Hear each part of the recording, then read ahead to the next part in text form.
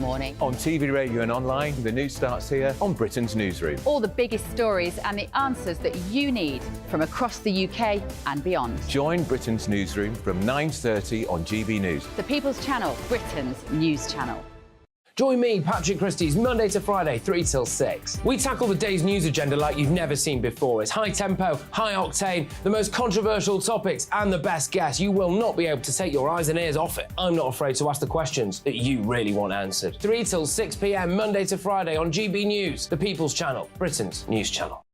People in Britain, they love free speech, but they also love fair play. I don't care if I'm speaking somebody from a trade union, from the Labour Party, somebody from the SNP. And I think the viewers like to see that actually we can challenge one another, but in a positive way.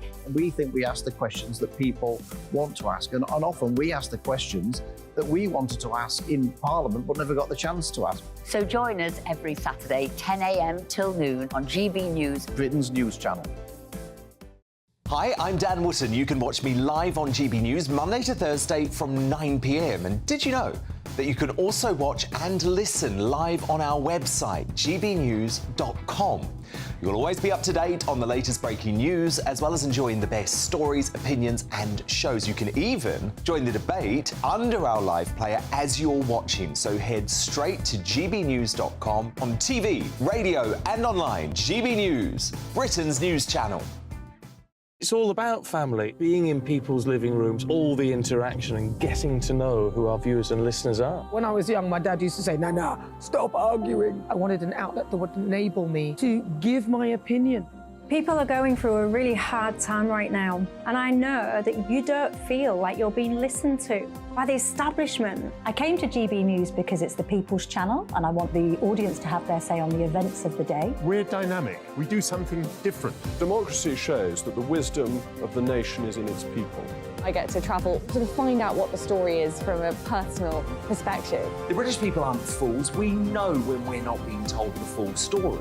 We've got to work out how Britain moves forward from this. It's the best country in the world. The establishment had their chance. Now we're here to represent your views. Britain's watching. Britain's watching. Britain's watching. We're proud to be GB News, The People's Channel, Britain's news channel.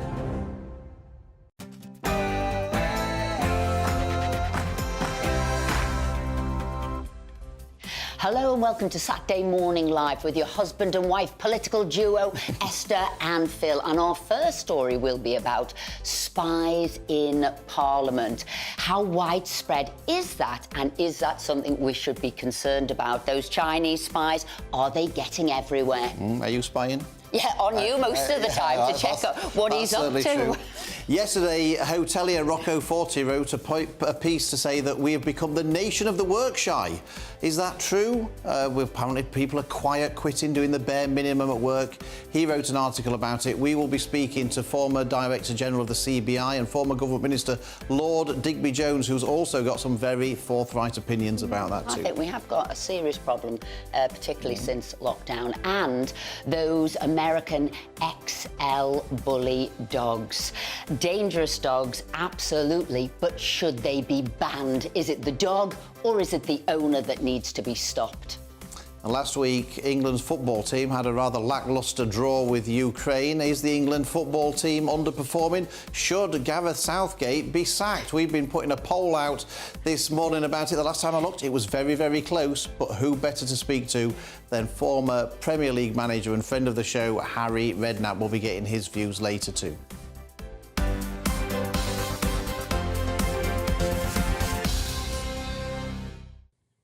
And of course, as always, we want to hear your views, so please email us, join in the conversation, gbviews@gbnews.com. But before all of that, here's the news headlines with the fabulous Tatiana.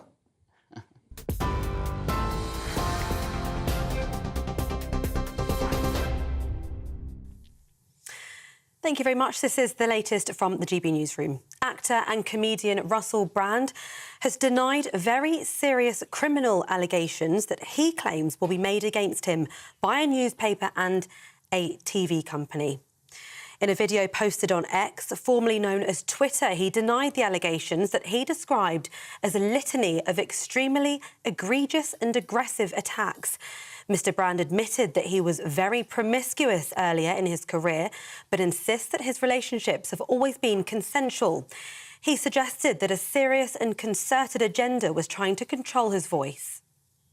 Amidst this litany of astonishing, rather baroque attacks are some very serious allegations that I absolutely refute. These allegations pertain to the time when I was working in the mainstream, when I was in the newspapers all the time, when I was in the movies, and as I've written about extensively in my books, I was very, very promiscuous. Now, during that time of promiscuity, the relationships I had were absolutely always consensual. I was always transparent about that then, almost too transparent, and I'm being transparent about it now as well. Child serial killer Lucy Letby has filed a bid to challenge her conviction at the Court of Appeal. The 33-year-old was found guilty of murdering 7 babies and attempting to murder 6 more at the Countess of Chester Hospital between 2015 and 2016. The most prolific child serial killer in modern British history was sentenced to a whole life order. Our reporter Sophie Reaper is outside Manchester Crown Court. We've now heard from the Court of Appeal that Lucy Letby and her legal team have indeed made a formal application in an attempt to overturn those 14 convictions she was found guilty of here at Manchester Crown Court last month. Now, moving forward, that application will be reviewed by a judge, and if that's denied, then Lucy Letby, who's always maintained her innocence, will be within her rights to renew the bid at a formal hearing in front of 2 to 3 judges. There will not be a cull of the XL bully dog, despite the Prime Minister's promise to ban the breed by the end of the year. The UK's top vet says an amnesty approach would mean those who already own the dogs would be required to follow certain rules, an approach similar to that taken in the 1990s when a ban on pit bulls was introduced. The Prime Minister's ban is backed by campaign groups, the Labour Party and Baron Baker of Dorking, who put the Dangerous Dogs Act on the statute books more than 30 years ago. Meanwhile, the man who was arrested in connection with the death of 52-year-old Ian Price, who was attacked by 2 dogs believed to be XL bullies in Staffordshire, has been released on conditional bail. Staffordshire police say the 30-year-old from the Lichfield area has been interviewed a number of times and has been released pending further inquiries. A teenager has been arrested on suspicion of murder after a 14-year-old boy was fatally stabbed in Manchester. Police were called to the incident at around 6:05 last night on Tavistock Square. The boy was taken to hospital where he died from his injuries. Greater Manchester Police have imposed a Section 60 order, which gives them greater stop and search powers until this evening. And a son of drug lord Joaquin Guzman, better known as El Chapo, has been extradited to the US on drug trafficking charges. Ovidio Guzman faces allegations of trafficking fentanyl. He's suspected of leading, along with his brother, the powerful drug cartel that his father founded. Now, if you're planning a last-minute summer holiday, you might want to consider booking a hotel. A new study suggests that, contrary to popular belief, hotels are often cheaper than a typical Airbnb rental. The consumer group Which compared the prices of thousands of hotel rooms with 300,000 one-bed rentals on various popular accommodation websites. It found that the cost of a one-night stay in a hotel was, on average, just over £100 compared to £120 on sites such as Airbnb or Vrbo. This is GB News across the UK, on TV, in your car, on digital radio and on your smart speaker by saying Play GB News. Now it's back to Esther and Philip.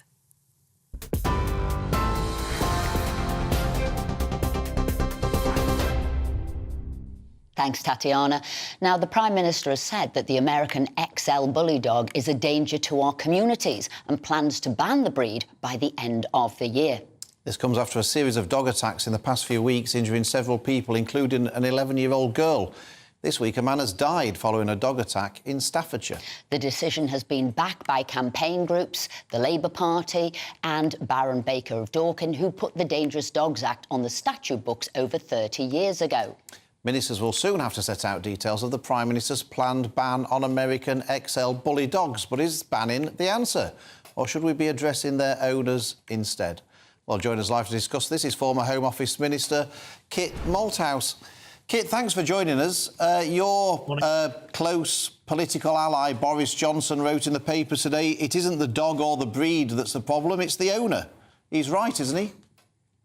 No, it can be both, I'm afraid, Philip. And certainly, I was quite surprised to see that article, not least because back when I was Boris's deputy mayor for policing in City Hall in 2010, we started a status dogs unit, which took something like 3,000 pit bulls off the street in its first 3 years, and made a huge difference in the capital. It's a big problem in communities across the UK. There's lots of breeds of dog that are bred for specific purposes. Pointers are bred to point, retrievers are bred to retrieve, collies are bred to herd sheep. These dogs are bred to fight and kill. And so I'd like to see it. Now, the difficulty here, though, is there is no real definition of what an XL bully dog is. Nobody can say what it is because it is a crossbreed, not a breed. That'll make some difficulty, won't it, in banning it if you don't know what it is, when really you should just get to grips with those owners. Well, look, we need to do both, right? We absolutely have to deal with irresponsible owners. And, a decade ago or so more, we campaigned also for greater consequences for owners. The sentencing was raised. I mean, I think you can get up to 14 years if your dog kills somebody, right? So that was absolutely part of the mix. But we have to recognize there are certain types of dog that are more capable than others of inflicting harm and damage. So in Boris's article, he talks about his own dog, Dylan, right? He's a little terrier. No matter how hard it tries, Dylan is not going to be able to kill Boris. Whereas one of these, as we're learning, sadly, could. We have breed-specific legislation for cats. You can have a tabby at home, but you can't have a tiger. These things are animals bred to fight. And we need, you're right, in law to define them, but we also need, as you said, that people who have these dogs understand their capability and what their responsibilities are. And I'm very pleased to see that the government thinks there's going to be an amnesty where they have to be neutered and they have to be muzzled in public at all times. I mean, the Dangerous Dogs Act was a knee-jerk reaction, a breed ban. And since then... I can't hear now, sorry. Are you still there, Kit? The sound has gone off. Oh, OK, Kit's sound's gone, but luckily, in the studio, who's here to go through the papers today, is broadcaster and journalist Mike Parry and also former Labour MP Simon Darnchuk. Can I just check, can you both hear us? Yes, loud and clear. So we can carry on. What do you think about this, Simon? If you were still an MP, I mean, the Dangerous Dogs Act was brought in 1991. It was a knee-jerk reaction at the time. Since then, the number of dog bites and strikes has gone through the roof since they introduced that. And the RSPCA say that research shows that breed is a poor indicator of risk of aggressive behaviour in dogs. I'm with Kit Malthouse on this. I think it has to be a combination of both nailing down the breed, but also dealing with the owners. There's no doubt about it that some of the owners particularly like having a dog as a weapon in effect. And so, and he was pointing out there that you can get 14 years if your dog kills somebody. I'm not sure if that's actually enough time.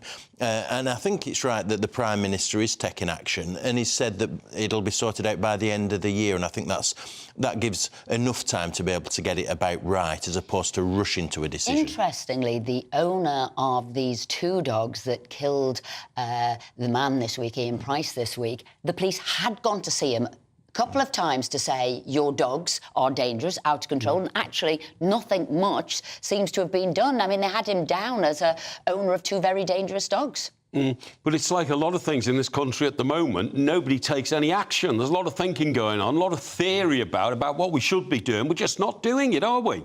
But are you in favour of this? I mean, are we not going to end up in a situation where responsible owners of well-behaved dogs might be required by the police to, in effect, have their dogs seized and put to sleep? Because that's what happened back in 1991. Well, haven't you got to... In this particular case, you've got to go for the lowest common denominator. Is there a risk of somebody's life being threatened by a dangerous dog? If so, sorry, you've got to have blanket legislation to make sure that doesn't happen. And if that offends somebody who feels that they've been victimised because their dog isn't... How many dog owners say to you, oh, no, he's lovely, pat him on the head, he loves helps children, and you find the very same breed has killed people. You know, Well, we'll be speaking to somebody later with a different point of view. I'm surrounded by hard lines. I'm with Mike, I'm with Mike. We'll be speaking to somebody later who says it isn't about the breed, it is about the owner and those who are teaching it to be dangerous. Your story today. Before you do that, you've been doing a poll, haven't you? I have. We'll get to that. We'll get to that a little bit later. Okay. We'll see what everybody has to say. Maybe viewers will be writing I'm with in Boris with their Johnson views. on this. I'm with Boris Johnson. Boris, Mike? right.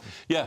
Right, now I want to tell you about the PM rejects reprieve for petrol cars, OK? So as it is at the moment, no more sales of petrol diesel cars after 2030. I think the industry are putting the pressure on him to say you've got to do this, because they're saying we need to know how many electric cars we've got to build by 2030. But they're doing it completely the wrong way round. I can reveal to you exclusively there is already an oversupply of electric cars in the world, and they're going down in price because they know they can't be sold. And one of the reasons they can't be sold is, for instance, in the London boroughs of Westminster and Islington, there are more electric car charging points than there are in Coventry, Nottingham and Burnley put together. It's a total North London bubble situation. There is no demand for these cars. The demand is falling. It is an absolute scam, in my opinion, because poor people can't afford these cars, so they won't be able to drive them. They are dangerous on the roads because of their weight. If you park too many of them in a car park, the car park is in danger of collapsing. It's a complete scam. When is somebody with a brain in his head, like our Prime Minister, going to come along and say, let's adopt a bit of common sense to this? A, nobody can afford them. B, they don't work very well because when you charge them, they run out of juice halfway up the M1, OK? C, what are we going to do with all the cars we've got at the moment that run on petrol and diesel? We're going to have to open And if Germany's pushing it back, the timeline back to 3035, why not on the continent, America? On the continent, they've gone to 35. In America, they've gone to 35. Why are we being ultra-green? It's the chase for net zero. And you mentioned Boris Johnson earlier on. I blame Boris Johnson in a big way for starting this nonsense. Simon, who are you blaming? Well, I'm not quite as animated as Mark about this issue, but I do think we need to move towards getting rid of petrol and diesel cars, but it has to be gradual. And why the Prime Minister hasn't learnt from the Uxbridge by-election, I do not know, because the public there said quite clearly, listen, hold fire, pull back, you're moving too quickly in terms of net zero and all the rest of it. And so, yeah, the infrastructure isn't there, the batteries don't work well enough, we need to move the deadline. Do you think if Labour win the election, do you think they'll put this back? Oh, I think, well, you know, I mean, we had a reshuffle recently, didn't we, from Starmer, and he foolishly kept Ed Miliband, which gives you a clear indication of where they will go in terms of net zero. They could be doing it sooner. The sooner you're bringing it forward, never mind backwards. Absolutely. So your story is about the Labour government there? Yeah, that's right. It's on the front of the Daily Mail. It's Labour's 20-mile-an-hour limit is beyond insane.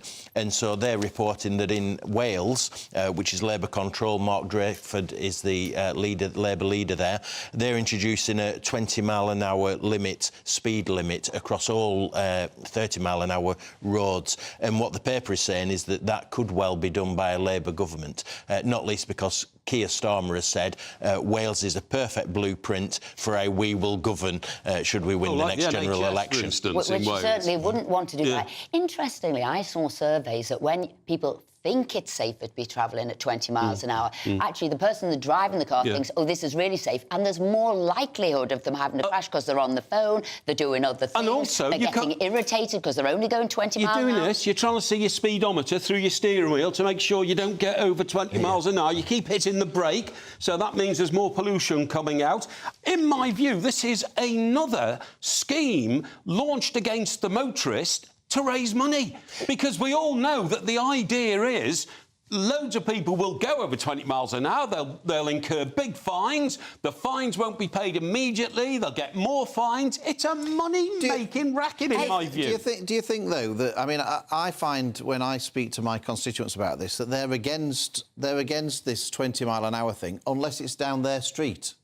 But when it's down their street, they're in favour of it, but they're just against it everywhere else. But Phil, in Wales, for instance, if we follow the Wales blueprint, this is on the road from Blwyth Wells to, you know, some other town in Wales where there are more sheep in the fields Well, this is where it's 30 than there miles are an hour. people. It's where it's currently 30, isn't it? To drop it to 20 where it's currently 30. This could be country roads, which are now 30. But their own impact assessment says that it will cost them £9 billion over 30 years because people are driving more slowly, it takes longer to get goods from A to B and all the rest It's another attack against the motorists, isn't it? an Whether attack it's on the motor- cars, whether it's the clean air Also, zones, whether I've it's uncovered 20 miles an hour. I've uncovered a report done over 3 years by University of Cambridge, Edinburgh and a third university who say the impact on safety on the roads is utterly minimal. Well, it's minimal. I saw it. It said it would reduce deaths by 9 on the road, by 9 a year. Now, some people might say, well, if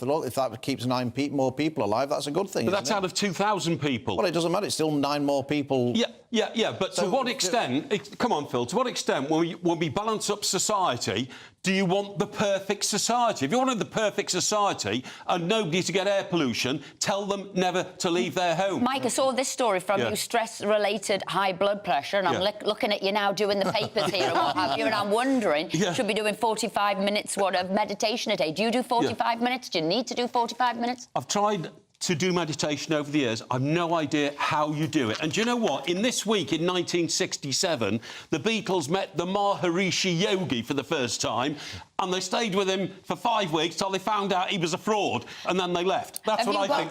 That's what I think of meditation. Yeah, I'm not into meditation. I do meditation. I meditate every day. Oh, I don't do it every day, but I think it's important. 15 minutes, and I use the Calm app. It's an app, you play it. So, Mike, I suggest this. Just take some time out. For it, do you? Feel much better for it, I think it's really need to be calmed down. Now, here you go. I've got the big story of the day. I don't know how you two have missed this one. Page 26 of The Sun. Why fronts up as knickers down? Sales of underpants are soaring, a study has found, while knickers have hit the skids. Analysts rummaged through Brits' spending habits and found that among all men, sales of Y-fronts and boxers rose 40% year on year. However, knicker sales dropped by 37%. So, what are you women not wearing any knickers anymore? Is this? No, I think it says that we are the ones who put everything into the washing machine, constantly washing it. You see, value for money, cost of living crisis. What don't we need to buy? Well, possibly nicks, and we'll put them in the washing machine. Whereas you guys are probably less happy using the washing machine and buying new underpants all the time. We're trying to work this out. I buy my wife her underwear, and I suspect, It's because it's a newly married, absolutely. But I suspect that men are buying less underwear for the women, a bit more self-care post-pandemic, and they're starting buying themselves more underwear. Or if you all put on a load of weight and having to get the new size. There's some truth in that, actually. There's some truth in that. Well, I don't wear Y-fronts because they're old men's underpants. I wear stylish boxers, right? But I think if this means that they're not changing their underpants every day, then it's gone on remarkably better since I was a young student or something, and some of my fellow students didn't change their underpants in 3 months. So I hope it's getting better. We will take a little break there for us all to recover. But you will be back in the next hour, both of you. Thank you very much indeed. What a lively start. Love it, love it. Up next, are there Chinese spies in Parliament? And what's going on? Back in a moment. What you get for breakfast is something that, if we do our jobs right, you will wake up to news that you didn't know the night before. It's a conversation. It's not just me and Eamon. We want to get to know you, and we want you to get to know us. From 6, it's Breakfast with Eamon and Isabel. Monday to Thursdays on GB News, Britain's news channel. Westminster is going around in ever-decreasing circles, followed by the media. Britain is broken. How on earth did we get into this mess? But more importantly, how do we get out of it? Join me at 7 p.m, Mondays to Thursdays on Farage, here on GB News. We will have open, rational debate. We've got to work out how Britain moves forward from this. Join us here on GB News, the People's Channel. Britain is watching. When the news happens, it happens here. And really important breaking news. Breaking news this morning. On TV, radio and online, the news starts here on Britain's Newsroom. All the biggest stories and the answers that you need from across the UK and beyond. Join Britain's Newsroom from 9:30 on GB News. The People's Channel, Britain's news channel. Join me, Patrick Christie's, Monday to Friday, 3 till 6. We tackle the day's news agenda like you've never seen before. It's high tempo, high octane, the most controversial topics and the best guests. You will not be able to take your eyes and ears off it. I'm not afraid to ask the questions that you really want answered. 3 till 6 p.m, Monday to Friday on GB News, the People's Channel, Britain's news channel. People in Britain, they love free speech, but they also love fair play. I don't care if I'm speaking somebody from a trade union, from the Labour Party, somebody from the SNP. And I think the viewers like to see that actually we can challenge one another, but in a positive way. We think we ask the questions that people want to ask, and often we ask the questions that we wanted to ask in Parliament but never got the chance to ask. So join us every Saturday, 10 a.m. till noon on GB News, Britain's news channel. Hi, I'm Dan Wootton. You can watch me live on GB News Monday to Thursday from 9 p.m. And did you know that you can also watch and listen live on our website, gbnews.com? You'll always be up to date on the latest breaking news, as well as enjoying the best stories, opinions and shows. You can even join the debate under our live player as you're watching. So head straight to gbnews.com on TV, radio and online. GB News, Britain's news channel. It's all about family, being in people's living rooms, all the interaction and getting to know who our viewers and listeners are. When I was young, my dad used to say, "Nah, stop arguing." I wanted an outlet that would enable me to give my opinion.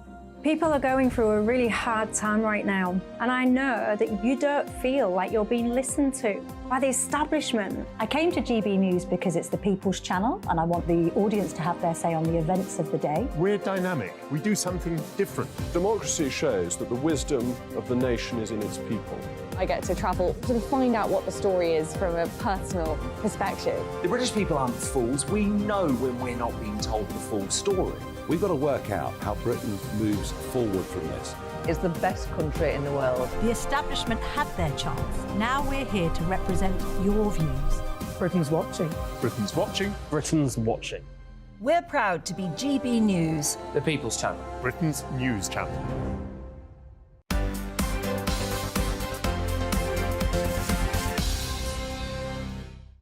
Welcome back, it's 10:24. Now, there's been several reports over the last few weeks about China's involvement in UK politics. Just over a week ago, it was revealed that a parliamentary researcher had been arrested under the Official Secrets Act. The Sunday Times reported that the researcher was in close contact with several Tory MPs, including the chairman of the Foreign Affairs Select Committee, Alicia Kearns, and Security Minister Tom Tugendhat.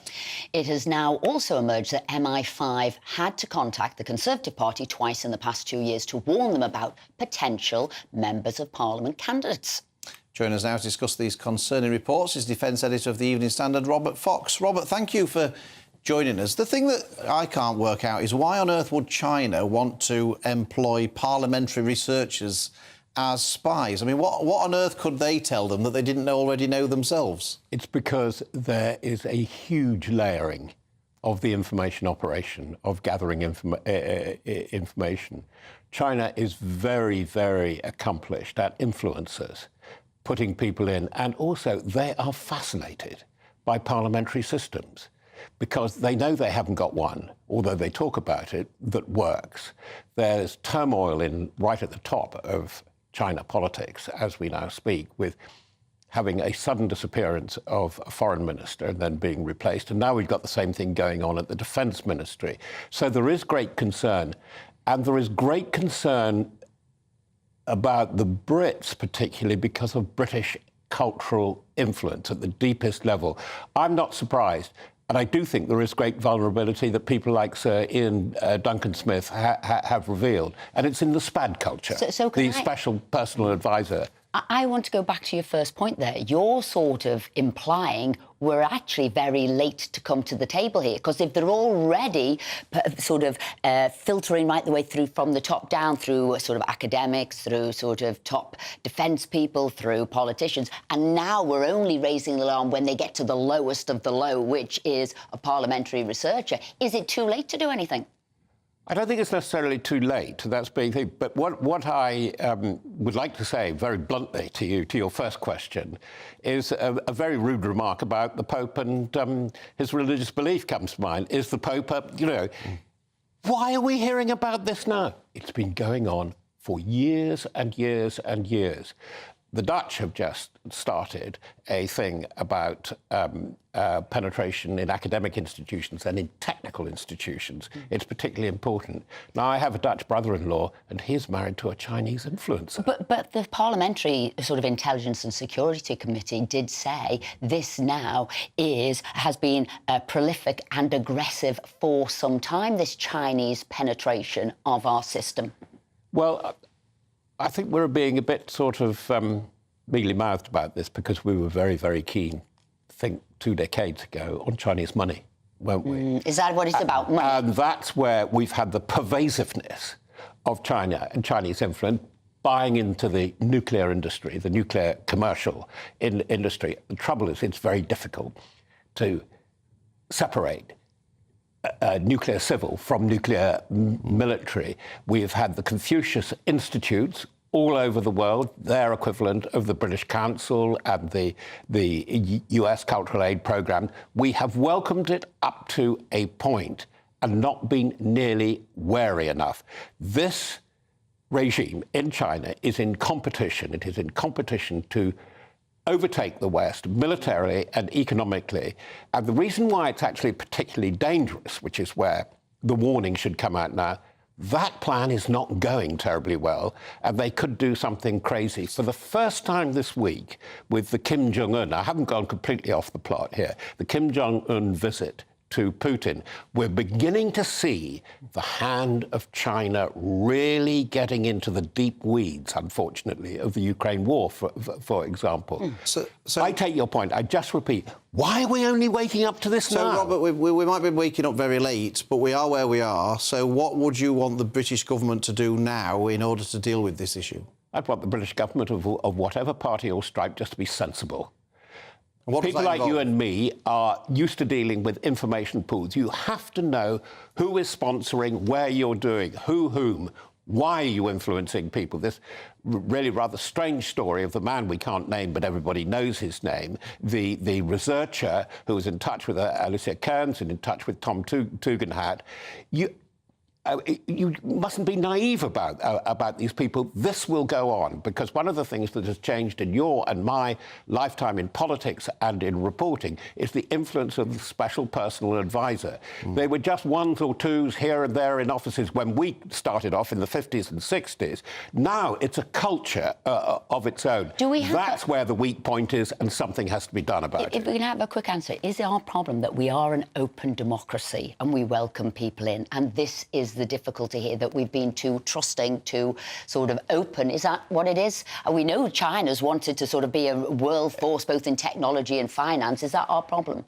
Esther, it may be your problem. It's my glory. I think it's a very, very good thing. And I think that this is, without being smug, we should comfort ourselves, you know, punching above the weight and so on. Look how well Britain does in super tech and high tech. That's why the Chinese want to come here. You look at the world ratings, particularly done by the Australians and the US. It's first China in bulk, then in quality, the US. But the consistent third in the world. It's why the EU is coming back to look at us technically. We are very, very good in this area. And that's why we're going to be targeted. Well, I'm glad we ended on a high then. Beware of the Chinese, but know that we are excellent in those things. Robert Fox, thank you very much indeed for joining us. Up next, we'll be joined by the legendary Harry Redknapp. Is it time for a new England football manager? Should it be Harry himself? First, the weather. That warm feeling inside. From Boxed Boilers. Proud sponsors of weather on GB News.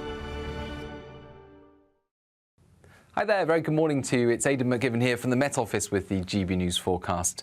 Warm in the south once again today, cooler further north, but it does turn drier for a time following the damp weather that we saw across northern England, southern and central Scotland, as well as parts of Northern Ireland yesterday. The rain continues for a time in this part of the world in the morning, but it does tend to peter out into the afternoon. A legacy of cloudy conditions here, brighter skies further south, but always the threat of some thundery showers through the day because it's relatively humid air and temperatures peaking at 26 or 27 Celsius. Much cooler for northern Scotland, although a bright day here, plenty of crisp September sunshine. And we keep the clear skies in northern Scotland overnight. Great conditions for viewing the aurora, which is expected to be a good show tonight. Elsewhere, a lot of cloud cover and increasingly humid air moving up from the south, along with the risk of thundery showers.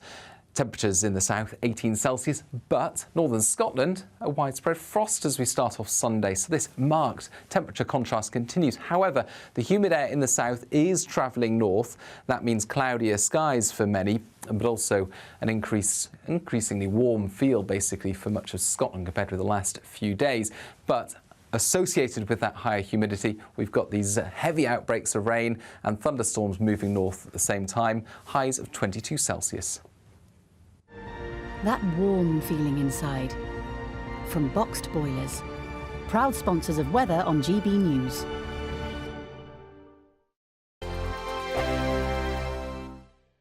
Monday to Thursday, 9 p.m. till 11 p.m. Join me, Dan Wootton, for 2 hours packed full of unfiltered opinions, unique takes, and fiery debates. I guarantee you blockbuster guests and exclusive reporting with no spin, no bias, no censorship. I think there is a culture of collusion, quite frankly. And no reason to go to bed. That's Dan Wootton tonight on TV, radio, and online. Monday to Thursday from 9 p.m. till 11 p.m. only on GB News, Britain's news channel. The Live Desk with me, Mark Longhurst. And me, Pip Thompson. It's here Monday to Friday on GB News. From midday, we'll bring you the news as it breaks, whenever it's happening and wherever it's happening, from across the UK and around the world. Refreshing, feisty, but with a bit of fun too. If it matters to you, we'll have it covered on TV, radio and online. Join the Live Desk on GB News, the People's Channel, Britain's news channel. Join us every night on GB News at 11 p.m. for Headliners, which is 3 top comedians going through the next day's news stories, which is exactly what you need, because when the establishment has gone crazy, you need some craziness to make sense of it. Headliners. You don't have to bother reading the newspaper. We've got it covered for you. Every night at 11 p.m. and repeated every morning at 5 a.m. We won't send you to sleep like some of the other paper review shows out there. So join us 11 p.m. every night on GB News. The People's Channel, Britain's news channel. So Jubes and Kerr, we tackle the issues of the day with real robust debate, both sides of the fence, battling it out with me in the middle with my forthright opinions and views. And often really interesting things happen because you start with a position and then by the end of the debate you find actually, well, I might not have thought about that one. What we need in this country is 2 new political parties. You should maybe think about doing a 2024 calendar. I'm Michelle Dewberry and I'm keeping you company right through until 7 o'clock this evening. GB News, the People's Channel, Britain's watching. In a world of dull and predictable radio and TV shows. Oh, hi. On Mark Dolan tonight, we've got big guests. We drill into the big stories of the day. The show adds up to a brilliant listening and viewing experience. Mark Dolan Tonight is the most entertaining current affairs show ever, and that's a fact. That's Mark Dolan Tonight, Friday, Saturday and Sunday from 9. Only on GB News, Britain's news channel. Like all families, we have arguments every now and then, but actually we agree on what the mission of GB News is, and that's the most fundamentally important thing. GB News provides the kind of platform that lets all voices be heard. We don't hold back. We're free to say what we really think. Just because some people who live in a tiny little Westminster bubble think that their particular story is important, that's not the most important story for me. And often they will be difficult stories, stories that you won't find on the establishment media. Because what people think in the north of England may be very different to what they're thinking in the home counties. We're going to carry on telling the world what life is really like for households up and down the UK. We love to be in your car, in your kitchen as you're having your breakfast. Whatever you're doing, you are part of the show. If it matters to you, it matters to us. Britain's watching. Britain's watching. Britain's watching. We're proud to be GB News, the People's Channel, Britain's news channel.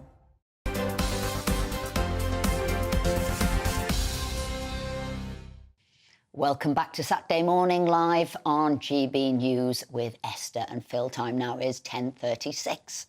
Now, there's no better person to tackle the latest football stories than the former Premier League manager and friend of the show, Harry Redknapp. Harry, thank you for joining us. We did a poll earlier about whether Gareth Southgate should still be the England manager, and the poll it was very tight. 51% said yes, he should be sacked, and 49% said he should stay. look, where I am here, Harry, is England had a pretty lacklustre draw against Ukraine that... Gareth Southgate's an uninspiring leader. He squandered the best group of players that England have probably ever had. He plays safety-first football. He picks players who can't even cut the mustard at club level. So, where are you on this, Harry? I know where you are, Phil, that's for sure.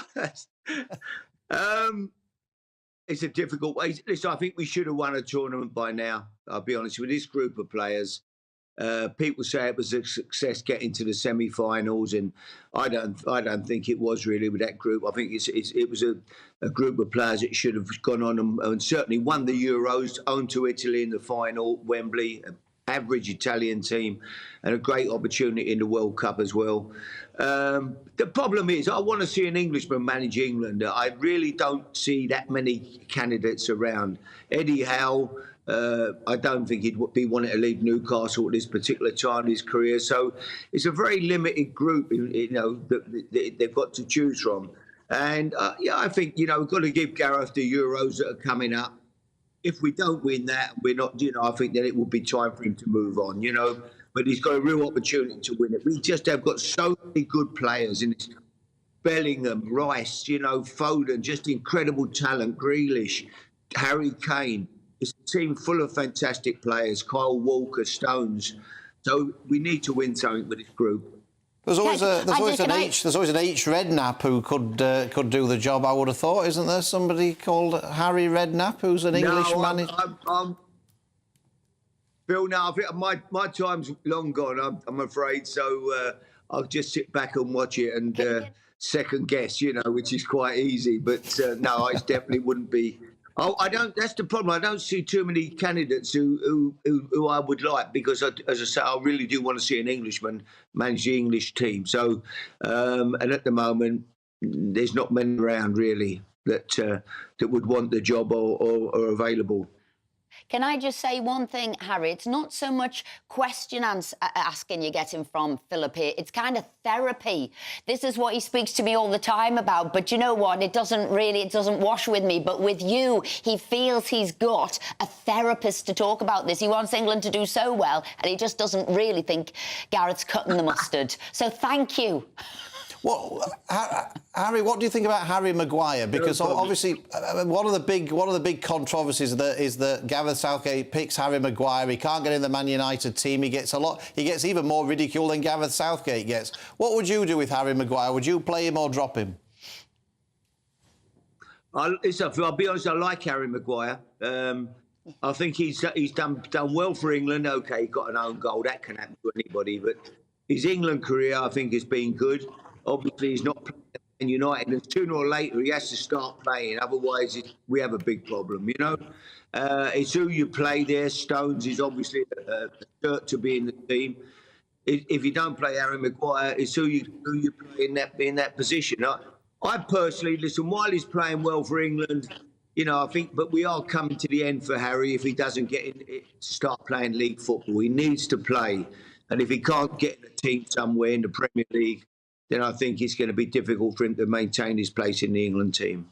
Now, obviously everyone knows that, like me, you're a massive horse racing fan, Harry, and it's the St Leger today at Doncaster. All eyes will be on the St Leger, but I've actually noticed that there's an even bigger race in the UK today than the St Leger, and it's the 4:55 at Lingfield, where a certain Wake Up Harry is down to run.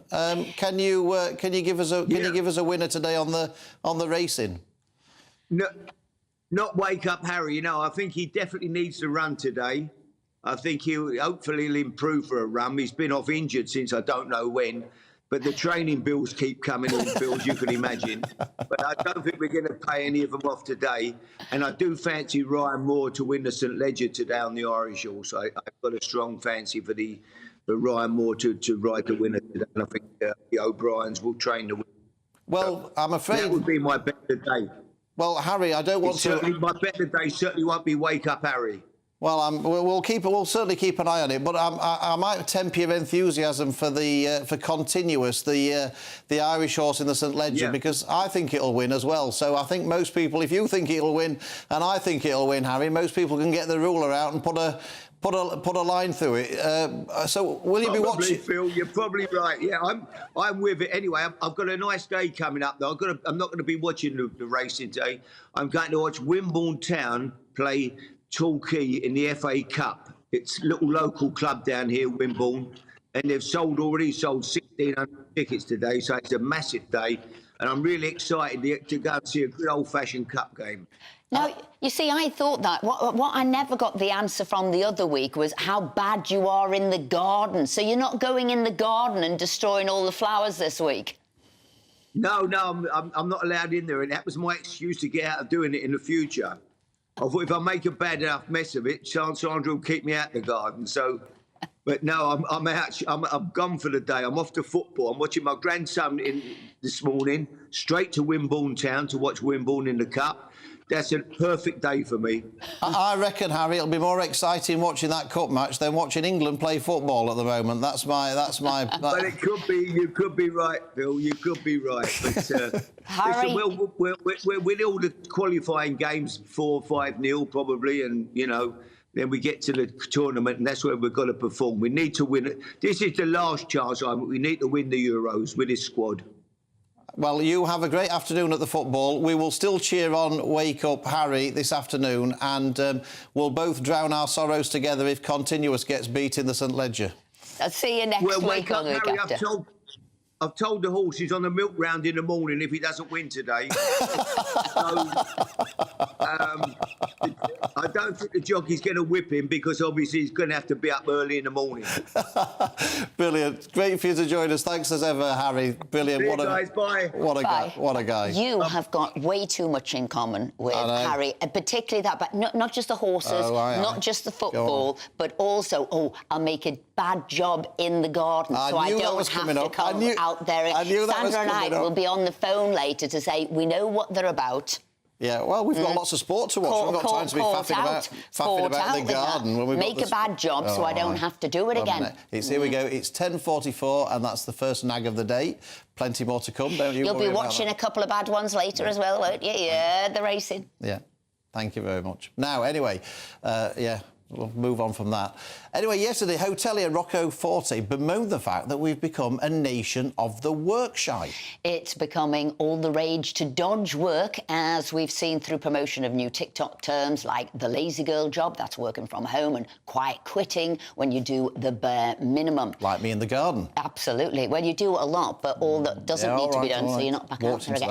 Anyway, joining us now, former Director General of the CBI and former Government Minister Lord Digby Jones. So that article by Rocco Forte about we've become a work-shy nation, do you think that's right?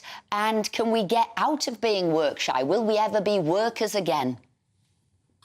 I think there's a degree of hyperbole in saying work-shy nation and in saying good morning to you all on a Saturday morning when I know that there'll be so many people at work today in the private sector.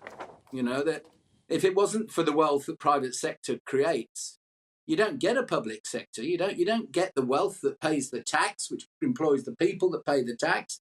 And yes, in the public sector they pay tax, but there wouldn't be the jobs if it wasn't for the wealth that's created. And my worry when you say that, Esther, is have we become a nation of work shy? I don't think so. Have we got elements in our society, especially younger people, who are getting out of the habit of going to work? Yes, I think Rocco is onto something. If you tried to ring the Inland Revenue lately? Have you tried to ring social services lately? They're all at home. Now, I'm not saying that when they're at home, they're working, and they will be working. I think it's a lie to say that they work from home means they don't work. What they won't do, simply because they can't, is they won't be in the atmosphere, the sharing of experience and knowledge, the camaraderie that goes on in an office or in a workplace. They won't share in that. And especially young people who are training or who are in jobs which are on the beginning of the career curve, what they need is the experience of learning on the job. They need to see others who've been at it for years making mistakes. I won't do that again. Or doing good stuff. Oh, that's interesting. And however they do it, they grow and develop. And you can't do that out of a textbook. And my problem with this can I just give you if some... you don't create your wealth, you don't have your schools and hospitals, and you won't create your wealth in a globally competitive environment if it wasn't for being at work. Well, let me give you some figures here. I see the Taxman's Liverpool office is the lowest attendance levels. Only 1 in 3 members of staff average 1 day a week. In the HMRC in Cardiff, the HQ there, 39% of staff have shunned the workplace. I mean, it's incredible, those numbers of people who aren't going to work. Phil? Well, actually, Esther, the one thing you didn't mention was in Rocco's article as well. He says council bosses have approved more than 1,350 requests for staff to work, inverted commas, from home in destinations including Spain, Australia, Dubai, Brazil, and India. They're actually being paid by taxation to sit in India or Australia or Spain and work from home. Digby, how on earth is that person, no matter how... Do you think this is you mentioned sort of a generational thing. Do you think this is a British thing? I mean, lots of people put this down to the lockdowns, that people got used to being at home and not working and not going in the office and whatever, and it's just continued. But virtually every country in the world had some kind of lockdown. So if that was the cause, then presumably this would be a worldwide phenomenon. So do you see that this is a generational thing that's happening around the world, or do you think this is sort of back to the 70s of a British disease? I don't think, actually, Phil, that it's a British disease. The figures are coming out that it's basically a third of the workforce in the American continent and in Europe. It's half here. So it's worse in Britain, but it's not as in only in Britain, British disease, nowhere else. And you see that one of the advantages of working from home, the employee saves on commuting. They save on the stress of trying to get into the office with railways and roads being what they are. But the thing they miss is this being there, this feeling of togetherness, this teamwork, the feeling of belonging, the thing that work can provide for you in a workplace that you won't get from home, no matter how hard you work there and no matter how good you are. And I worry for people's mental health as well, because one of the things that the workplace gives you, and indeed from the moment you walk out of your front door in a commute, is it gives you a change of scenery. It gives you a change of people. It gives you a feeling of doing something, going somewhere, achieving something. And that, over a period of time, will give you a siege mentality. It'll give you a feeling that it's just you. You go in on yourself. Quite naturally, this isn't sort of, you don't have to be ill or anything else. It is what will happen. And the problem with that is you actually don't develop as a human being, and there you get mental health issues. Digby, can I ask you, what do you think the reasons are behind this? Some people say, oh, it's a waning confidence in that work pays. It's a waning confidence that they think there are going to be opportunities for them to progress in the workplace. Is that a reason, or is that an excuse? I think by that, Esther, you mean, have people lost confidence in the fact that physically going to work is good for you? Is that what you mean? When we say we're work shy and people are quitting and not wanting to sort of go to work, there's 400,000 more people who are too ill to work than before COVID. They're just not wanting to go to work at all, and they're saying the excuse for not even wanting to work is either the fact that they don't think work pays, or the fact that they don't think there's opportunities to go up the career ladder. Do you think that's a reason or an excuse? I think it's an excuse. I think in the 50-year-olds and upwards, lockdown and a bit of work from home has said to them, if you're prepared not to have the second summer holiday, if you're prepared possibly not to be so much of the bank and mum and dad, you can actually have yourself quite a good early retirement. And therefore, why am I bothering with all of the hassle that work brings?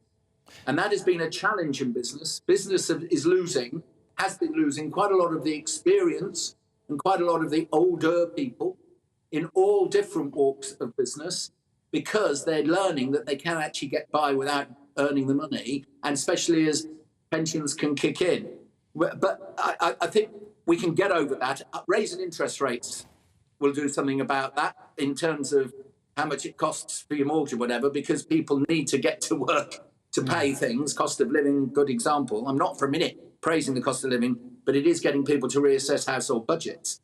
But in younger people, and I've seen this in a lot of the businesses in which I'm involved, younger people, they'll apply for a job. Well, if I can't work from home, I'm not coming. And that is quite a common thing.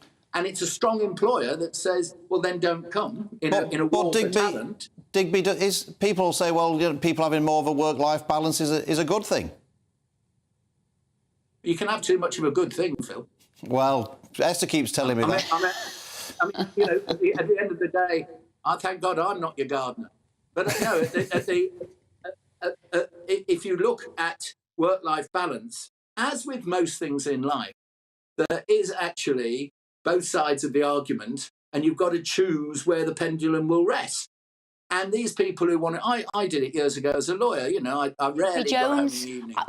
Thank you. All of that. Well, that's not healthy for you.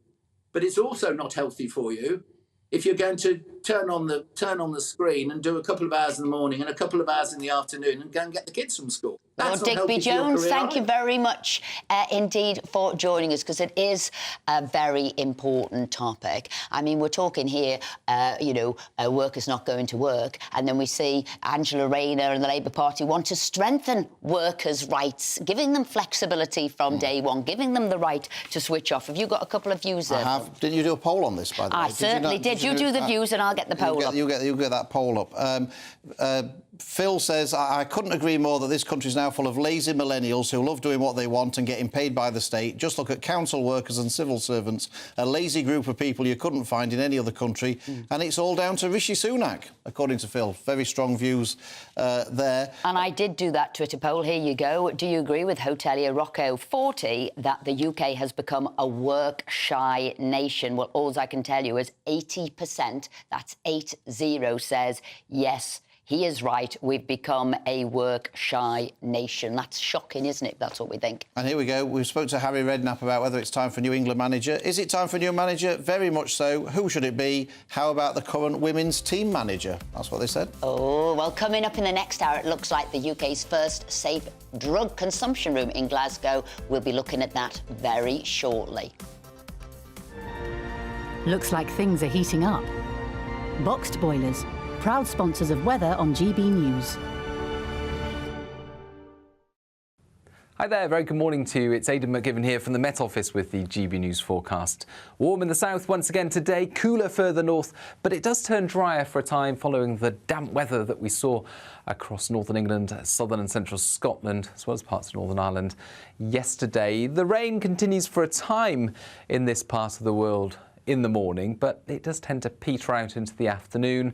A legacy of cloudy conditions here, brighter skies further south, but always the threat of some thundery showers through the day because it's relatively humid air and temperatures peaking at 26 or 27 Celsius. Much cooler for northern Scotland, although a bright day here, plenty of crisp September sunshine. And we keep the clear skies in northern Scotland overnight. Great conditions for viewing the aurora, which is expected to be a good show tonight. Elsewhere, a lot of cloud cover and increasingly humid air moving up from the south, along with the risk of thundery showers. Temperatures in the south, 18 Celsius, but northern Scotland, a widespread frost as we start off Sunday. So this marked temperature contrast continues. However, the humid air in the south is travelling north. That means cloudier skies for many, but also an increasingly warm feel, basically, for much of Scotland compared with the last few days. But associated with that higher humidity, we've got these heavy outbreaks of rain and thunderstorms moving north at the same time, highs of 22 Celsius. Looks like things are heating up. Boxed boilers, proud sponsors of weather on GB News.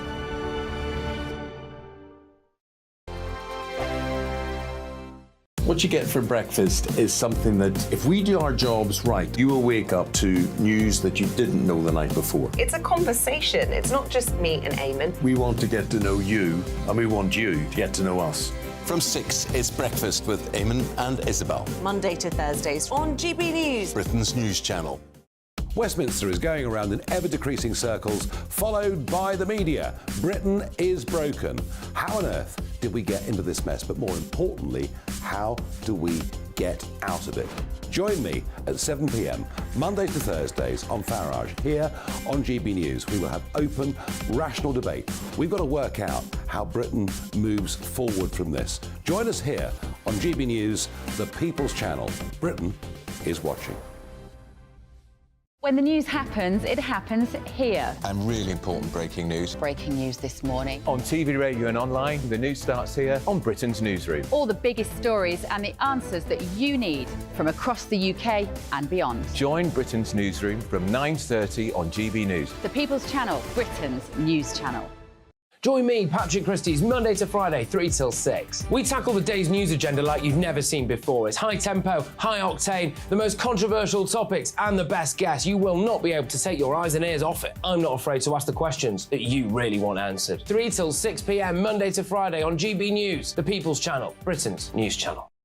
People in Britain, they love free speech, but they also love fair play. I don't care if I'm speaking somebody from a trade union, from the Labour Party, somebody from the SNP. And I think the viewers like to see that actually we can challenge one another, but in a positive way. We think we ask the questions that people want to ask, and often we ask the questions that we wanted to ask in Parliament but never got the chance to ask. So join us every Saturday, 10 a.m. till noon on GB News, Britain's news channel. Hi, I'm Dan Wootton. You can watch me live on GB News Monday to Thursday from 9 p.m. And did you know that you can also watch and listen live on our website, gbnews.com? You'll always be up to date on the latest breaking news, as well as enjoying the best stories, opinions and shows. You can even join the debate under our live player as you're watching. So head straight to gbnews.com on TV, radio and online. GB News, Britain's news channel. It's all about family, being in people's living rooms, all the interaction and getting to know who our viewers and listeners are. When I was young, my dad used to say, Nana, stop arguing. I wanted an outlet that would enable me to give my opinion. People are going through a really hard time right now, and I know that you don't feel like you're being listened to by the establishment. I came to GB News because it's the People's Channel and I want the audience to have their say on the events of the day. We're dynamic. We do something different. Democracy shows that the wisdom of the nation is in its people. I get to travel to find out what the story is from a personal perspective. The British people aren't fools. We know when we're not being told the full story. We've got to work out how Britain moves forward from this. It's the best country in the world. The establishment had their chance. Now we're here to represent your views. Britain's watching. Britain's watching. Britain's watching.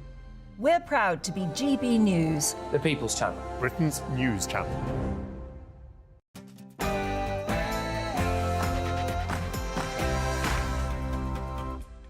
Hello and welcome to Saturday Morning Live with me, Esther and Phil. Shockingly, Scotland has become the European capital for the drug death centre.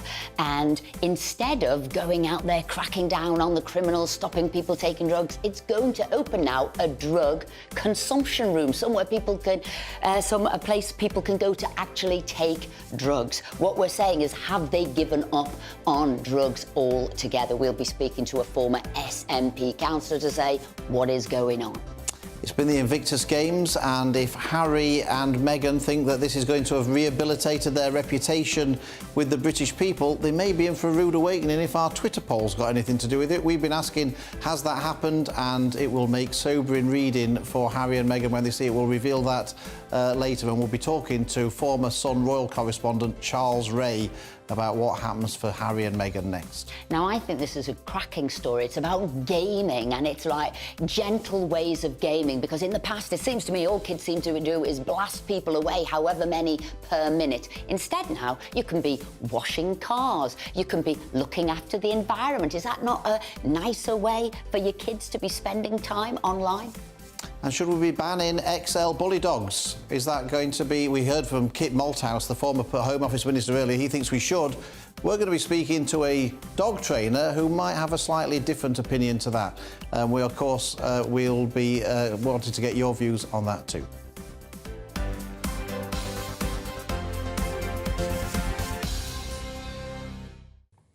We don't want to just hear your views about dogs. We want to hear your views on everything that you feel strongly about. Rather than just our views. Yes, exactly. So email us gbviews@gbnews.com. But before all of those stories, here's the latest headlines with Tatiana.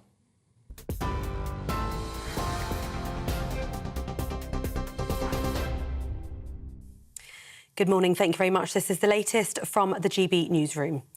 Actor and comedian Russell Brand has denied very serious criminal allegations that he claims will be made against him by a newspaper and TV company. In a video posted on YouTube and X, formerly known as Twitter, he denied the allegations that he described as a litany of extremely egregious and aggressive attacks. Mr. Brand admitted that he was very promiscuous earlier in his career, but insists that his relationships have always been consensual. He suggested that a serious and concerted agenda was trying to control his voice. Amidst this litany of astonishing, rather baroque attacks are some very serious allegations that I absolutely refute. These allegations pertain to the time when I was working in the mainstream, when I was in the newspapers all the time, when I was in the movies, and as I've written about extensively in my books, I was very, very promiscuous. Now, during that time of promiscuity, the relationships I had were absolutely always consensual. I was always transparent about that then, almost too transparent, and I'm being transparent about it now as well. Child serial killer Lucy Letby has filed a bid to challenge her conviction at the Court of Appeal. The 33-year-old was found guilty of murdering 7 babies and attempting to murder 6 more at the Countess of Chester Hospital between 2015 and 2016. The most prolific child serial killer in modern British history was sentenced to a whole life order. Our reporter Sophie Reaper has been outside Manchester Crown Court. We've now heard from the Court of Appeal that Lucy Letby and her legal team have indeed made a formal application in an attempt to overturn those 14 convictions she was found guilty of here at Manchester Crown Court last month. Now, moving forward, that application will be reviewed by a judge, and if that's denied, then Lucy Letby, who's always maintained her innocence, will be within her rights to renew the bid at a formal hearing in front of 2 to 3 judges. Now, there will not be a cull of the American XL Bully dog, despite the Prime Minister's promise to ban the breed by the end of the year. The UK's top vet says an amnesty approach would see those who already own the dogs follow certain rules, an approach similar to that taken in the 1990s when pit bulls were banned. The Prime Minister's ban is backed by campaign groups, the Labour Party and Baron Baker of Dorking, who put the Dangerous Dogs Act on the statute books more than 30 years ago. Conservative MP Kit Malthouse told GB News there needs to be greater consequences for owners.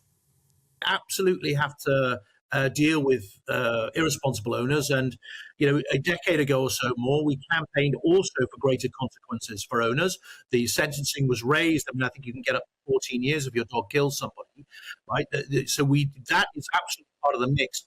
But we have to recognise there are certain types of dog that are more capable than others of inflicting harm and damage.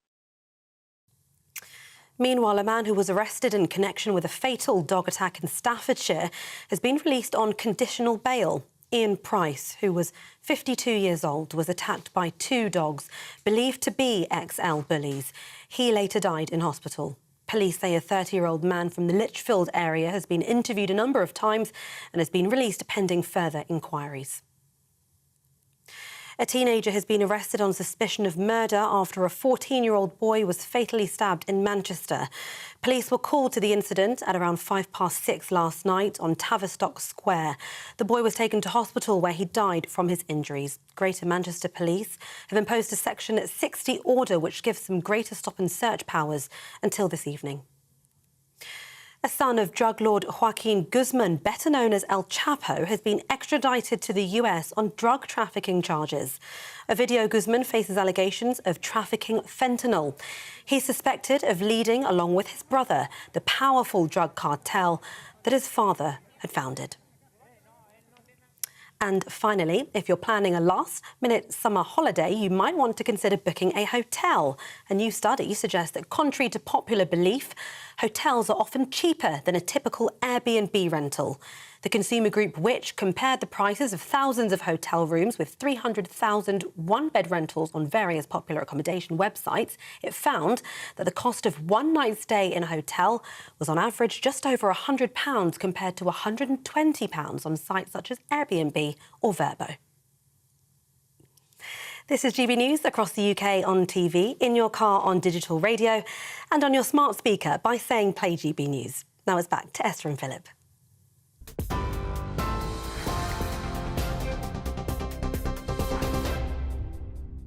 Thanks, Tatiana. Now, the Prime Minister has said that the American XL Bully Dog is a danger to our communities and plans to ban the breed by the end of the year.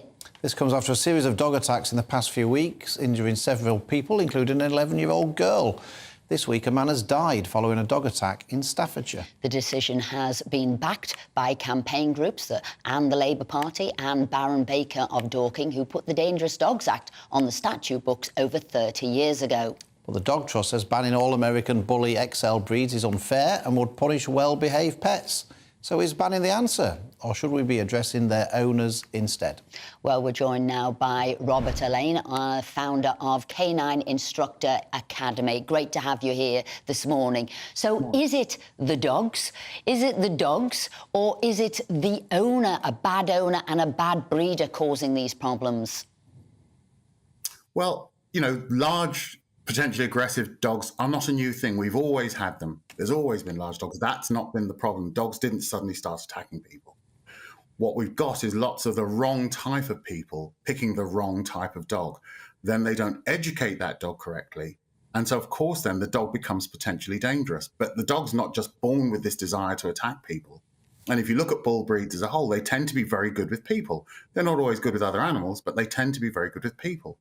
But if you take the wrong dog and give it to the wrong person, then you're going to have a problem. So the solution is not banning breeds. We'll just keep adding more breeds to the list as more irresponsible people get them. Well, what we should do is what we do with every other law, which is punish the offender.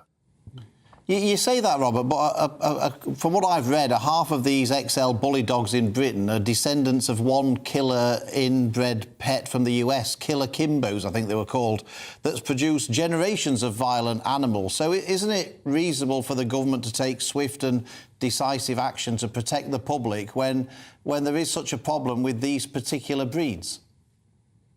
Well, but if we take that as true, that a large number of them are descended from this dog, that doesn't justify then punishing them all, because even by that definition, half of them are not descended from him. So we say, well, we'll just punish them all because some of them are going to be potentially very bad. And we don't do that in any other case. We punish the offender. If I go out and stab somebody with a knife, you don't ban knives. You punish me for stabbing someone. And I think the same should be true with dogs. Loads of dogs who have never done anything or are likely to do anything end up, what we saw with the pit bull. I mean, I used to be the animal welfare officer for my local authority, and part of my job involved seizing what were considered to be illegal dogs. And I had to put to sleep litters of puppies, 6-7-week-old puppies, simply because the law had decided they were the wrong breed. And some of those puppies would have grown up to be lovely dogs, given the chance. I had to seize dogs that had wonderful temperaments and have owners sobbing while I put their dog to sleep. Now, where else in law do we punish you before you've ever actually done anything wrong? I think this is a mistake. And what we should do is what we've always done, which is punish the guilty. My concern is they don't even know what the definition is of an XL bully dog. So how do you go about banning or destroying dogs that you don't actually know who is one? Or what is one? Well, that's a very good point, because if we look back at what happened with the pit bull terrier, what the law said was, if I, as an officer, decide your dog looks like a pit bull terrier, I can charge you, and you have to be able to prove that it isn't. Well, of course, how will an owner do that? Because they're crossbreeds, there's no DNA testing you can do to prove it's a particular breed or not breed, because it won't have that DNA, because it's in effect a crossbreed. So what they did with the pit bull was they just came up with a set of measurements and said, if your dog fits these measurements, then it's a pit bull. But what they were finding was things like, if you crossed a Labrador with a boxer, you got a dog that looked like a pit bull. And if it fit those measurements, you would potentially have your dog destroyed because it fit those measurements, not because it necessarily had any of those breeds in it. So there are so many inherent flaws in this theory that I 100% get why people are screaming for a ban, but it won't solve the problem any more than it solved it with the pit bull. That came out in 1991. Just this week, I had somebody ringing me up about their pit bull that's growling at their baby. In 23 years, it hasn't eradicated the breed. And the same will happen here. So what we really should be doing is creating better education for the sort of people that go out and get them. But if that person then chooses to do something negligent with their dog, and if we look at that terrible case with that man who died yesterday, where was the owner? The reason those dogs killed him was because they were out of the control of the owner. If you ban those dogs or put them to sleep, next week, that same irresponsible owner just goes out and gets another dog. It doesn't solve the problem. You need to do is punish him. Robert Elaine, thank you very much indeed for joining us this morning and giving us your expert opinion. We did a Twitter poll on this earlier on today and said, was the Prime Minister right to ban them? 77% said yes, 23% said no. I wonder if people might have a different opinion after hearing what Robert had to say. I'm rather persuaded by what Robert has to say. I'm obviously in a minority yet again. Now, to take a look through the top stories of the day, we're delighted to be joined again by broadcaster and journalist Mike Parry and former Labour MP Simon Danchuk. So, shall we go to you, Simon, for your story? Yeah, I picked a story from earlier in the week. It's all about Angela Rayner. It was in The Spectator. I've wrote about it in Business Leader magazine. And it's where she says, you'll know she's Deputy Leader of the Labour Party, Shadow Deputy Prime Minister now. And she compares herself to Barbara... levelling up. And levelling up and employment rights and everything else. So she's promoted continually by Keir. And she's compared herself to Barbara Castle, which I think is interesting. Barbara Castle, you'll recall, was the MP for Blackburn, where I used to be a councillor. And the whole story is a bit cringeworthy, really, because Barbara Castle was iconic as a Labour figure from the 60s, 70s and even the 80s. She was very highly intelligent, sophisticated woman, almost regal. And I have to say, Angela's none of these things, I'm afraid. So why she's comparing herself, I just do not know. It's not a good look to be comparing yourself to iconic figures like that. Isn't the phrase self-praise is no recommendation as well? That's a good point, absolutely. Mike, do you think Angela Rayner's good? Is she good for the Labour Party? Does she reach parts of the Labour Party and the public that Keir Starmer can't reach, or does she put voters off? I think she's a fantastically interesting woman, a single mother at 16, and look where she's got to. You know, she's on the brink of becoming Deputy Leader of this country. Fantastic achievements, and I've got a lot of time for her. I like her guts and I like her, her approach. Wasn't it in place of strife that Barbara Castle tried to introduce, which would have stopped the total wreckage of this country in the 1970s by the trade unions? So don't compare Angela Rayner to her, because I doubt if Angela Rayner could come up with such a, comprehensive and sensible policy. I am amazed there hasn't been a bigger backlash this week from the Labour side to say Angela Rayner delivered a suicide note at the TUC conference, because whilst Labour keep going around saying we're not going to raise taxes, they're going to wrap us up in so much red tape, the economy will take a terrible downward step. And we are going to be once again forced into being controlled not just by politicians, but by people who run the labour forces and run the nationalised unions in this country. It's going to be horrendous. I can't understand how she was allowed to make that. Put that together with Keir Starmer telling us he's going to invite 120,000 people from overseas into the country every year.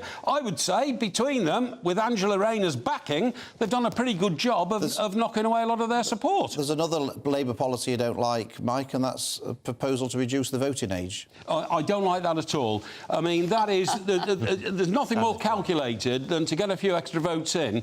I was unusual when I was 16. I went to a direct grammar school, and I've never had any left-wing leanings. But I can tell you, most of the kids in my class at 16 did have enormous left-wing leanings, even though they came from good homes, but they thought that people who lived Simon was one of these. Did you have good left-wing leanings at 16? Do you agree with voting for 16-year-olds? I do believe in voting for 16-year-olds, and I was more left-wing when I was 16 than I am now. But my son is 15, Milton, and he's in the Conservative Party. Excellent. So, I mean, you brought that boy up properly. I think 16-year-olds... He's rebelling against his dad. Yeah, absolutely. But I think we should have votes for 16+. They make a fair contribution to society. They can join the military and all the rest of it. Can't serve them on the front line. They can't, no, but I still nevertheless think it's right.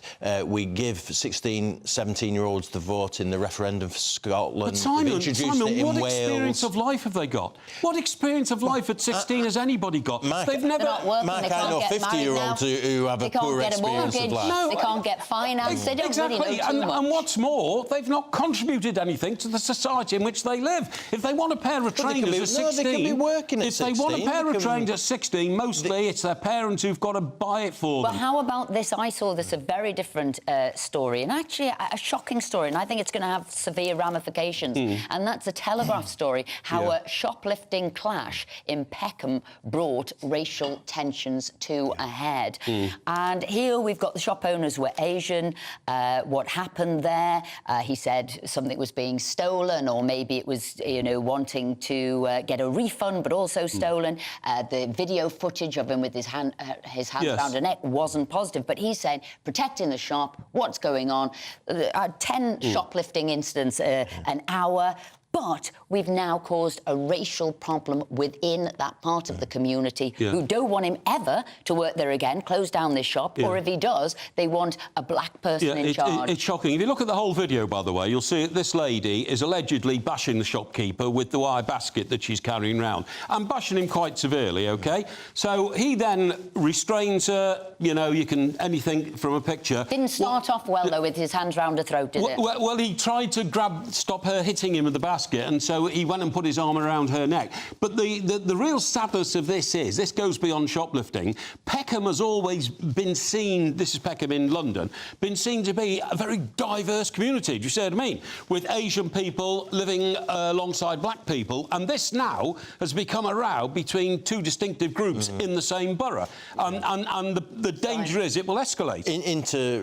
Into minority racism, which we don't often hear about, and it shows you why things like Black Lives Matter is too blunt and too simple. I mean, the reality is you get racism in between different minorities, and this is a perfect example of it. And Simon, it shows in your part of the world, you have terrible trouble between Asian groups and black groups, and it's getting worse, and nobody seems to want to recognise it and get a handle on it, and that's what happened here. Absolutely. It's all over social media, this particular case. Now, again, I've got the big story of the day. Again, I can't believe you've missed this one. Page 29 of The Sun. Fancy a nibble, nuts and jolts, snack can boost female sex lives. So apparently eating nuts can boost sex lives. Scientists found that folic acid can raise sex drive and improve orgasms, especially amongst post-menopausal women. Peanuts, hazelnuts and walnuts are rich in the nutrient. Peas, beans, bread, eggs and leafy veg are also high in folic acid. I know what to put on my shopping list now, don't I? When I go to the supermarket next, Does it help men as well? But well, no, it just says women. But it says that larger studies are needed to confirm this. So if you want to volunteer yourself for a... That's very kind of you, Philip. What me volunteer to go on this study with my folic acid intake. Do you eat lots of nuts? A load of nuts to improve your nuts, so to speak, in terms of men. Let me tell you this. Nuts are very important to me, but not for this reason. I cannot drink a pint of beer without a packet of salted peanuts, OK? Because did you know there is a chemical reaction between salt and alcohol which gives you a high in your brain? All this nonsense about selling nuts and crisps in pubs because it makes you more thirsty and drink more. It gives you a high. That's rubbish. It gives you a high. Gives you a high. You know, Mike, we brought you on this show here today just to tell you how to get Does it help with pork scratchings? Does it help no, it doesn't help with pork scratchings. They don't do anything. They just break your teeth. But correct. Yes. They're my favourite. Pork scratchings are my favourite. But no, it increases blood flow. That's what it's all about. Nuts, folic acid, vitamin B increases, and it does affect men as well. It says in the article. Does it? Good. So you might want to add them to your shopping list, right? for everybody's sake. So I'm in favour of this. I like the idea. Right, well there you go. That's my shopping list for the supermarket, sorted out later on. Thank you very much, Mike. Thank you very much, Simon. Thank you very much indeed, as always. Coming up, we'll be debating whether drug consumption rooms are the way forward to fighting the drug problems in Scotland. I don't think they are, but we'll be speaking to somebody who might think they are, so don't go anywhere. A brighter outlook with Boxed Solar. Proud sponsors of weather on GB News. Hello there, I'm Jonathan Vautry here with your GB News weather forecast provided by the Met Office. There are quite a few contrasts across the UK today, partly down to this lingering front that sat across central areas, acting as a boundary line between high pressure in the north and low pressure in the south. This low pressure has brought some heavy outbursts of rain to parts of southwest England, Wales first thing this morning, generally easing their way off, but still a few to watch out for. Some drizzly rain for southern Scotland, northern England, perhaps a little bit of Northern Ireland as well. But northwest Scotland, southeast England that will see the best of the sunshine throughout today, but still quite a contrast in how it will feel. A cooler air mass in the north mean temperatures generally around average for the time of year, mid-teens, but a warmer, humid air mass across parts of London, allowing temperatures to climb up to 28 degrees Celsius. Generally, as we head throughout the night, that warmer, humid air mass will be progressing its way northward, so the showers shifting up a touch more, closer towards Northern Ireland, and generally a fair amount of cloud persisting across the bulk of England, Wales and Northern Ireland, holding those temperatures up at least mid to high teens in places. But where we hold on to that cooler, fresher theme across the north, locally some air frost possible in the sheltered glens of northern Scotland. So a chilly start to Sunday here, but a bright one elsewhere, good more cloud around, and then we'll start to see some heavier thundery showers push their way into the south once again. Generally Hampshire westwards seeing the worst conditions. Some localised flooding is certainly possible. The cloud that's around across southeastern England will hold temperatures back a little bit more though. A brighter outlook with Boxed Solar. Proud sponsors of weather on GB News.